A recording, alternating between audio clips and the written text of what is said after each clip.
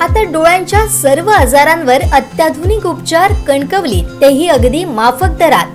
Nap I hospital Miraj संचलित विवेकानंद नेत्रालय आणि retina centre मध्ये आजपर्यंत 15,000च्या वर डोळ्यांची ऑपरेशन्स, विना टाका विना इंजेक्शन मोतीबिंदू शस्त्रक्रिया, डोळे तपासणी, चष्मा, तिरळेपणा आणि डोळ्यांच्या सर्व आजारांवर उपचार. डायबेटिक आणि उच्च रक्तदाब असलेल्या रुग्णांवरही डोळ्यांचे उपचार.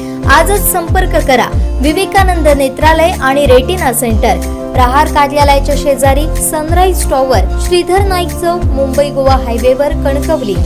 कणकवली विधानसभेत गेली 12 वर्ष मी काम करतोय, त्यामुळे मी आमदारकीसाठी दावेदार आहे. पक्षाकडे मी मागणी केली आहे.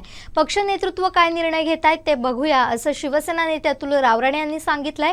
काय म्हणालेत रावराणे पाहूयात. आदरणीय उद्धव साहेबांनी आम्हाला तिघांना एकत्र बोलावलं होतं. आमच्याशी 1 तास चर्चा करून हे निर्णय घेतलेले. जिल्ह्यातली पदं काय द्यायची हा पक्षप्रमुखांचा अधिकार आहे.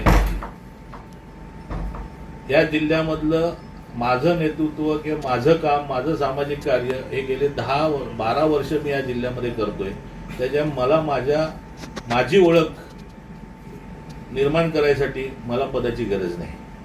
या जिल्हावासियांनी मला आपलं मानलेलं आहे, मला मुलासारखं प्रेम दिलेलं आहे, मला लहान भावाप्रमाणे सगळेजण मानतात, एक कुटुंबाचा एक सदस्य म्हणून मानतात आणि ते प्रेम त्यांनी मला दिलेलं आहे.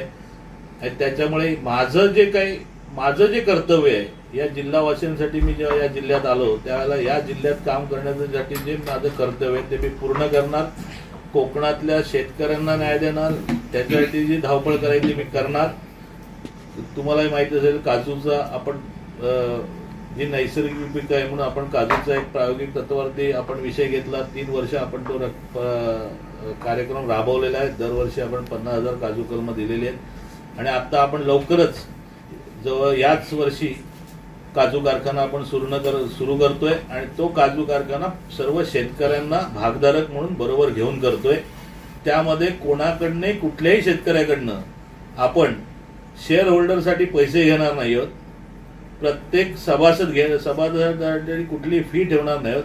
विनामूल्य त्या शेतकऱ्यांना आपण त्या कारखान्यामध्ये सभासद करतोय.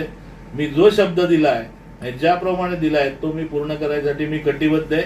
आणि तुम्हालाही सगळ्यांना माहिती आहे आणि या सिंधुदुर्गवासियांनी माहिती आहे, मी ज्या दिवशी आलोय त्या दिवशी जो शब्द आहे तो पूर्ण करायची माझ्या ताकद आहे, मी केलेला आहे. आताही मी सांगितलेलं आहे की हे काजूचा शेतकऱ्यांचा होणार आणि तो शेतकऱ्यांचाच होणार. त्यासाठी मी 100% माझं पूर्ण ताकद आहे आणि लवकरच या वर्षी आपण ते चालू करायचा माझा प्रयत्न आहे, तो करणार. आणि त्यावेळेला उद्घाटनाला आदरणीय उद्धव साहेब किंवा आदित्य साहेब या दोघांपैकी एक जण येतील, त्यांच्या वेळेनुसार, त्यांच्या दोघांच्या सवडीनुसार. तसंच ज्यांच्यापासून माझी राजकीय सुरुवात झाली, ज्यांनी मला राजकारणात आणि समाजकारणात आणलं, ते आदरणीय पवार साहेबही येतील. कारण मी साहेबांशी माझ्या या काजूच्या कारखान्यात बोलल्या, साहेबांनी 1 मिनिटही सेकंदही वेळ न लावता साहेबांनी मला सांगितलं, कधी सुरू करणार आहेस, मला आधी सांग, मी तुझ्या कारखान्याच्या उद्घाटनात तुझ्या पाहायला येणार आहे. ही मला मिळालेली माझ्या कामाची पोचपावती आहे.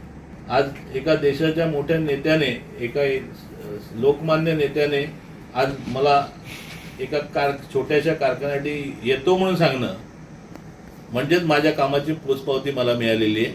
राहिला ह्या विधानसभेचा विषय, तर 2014ला लढल्यानंतर आजपर्यंत तुम्हा सर्वांच्या साथीने मी या भागात काम करत आलेलो आहे.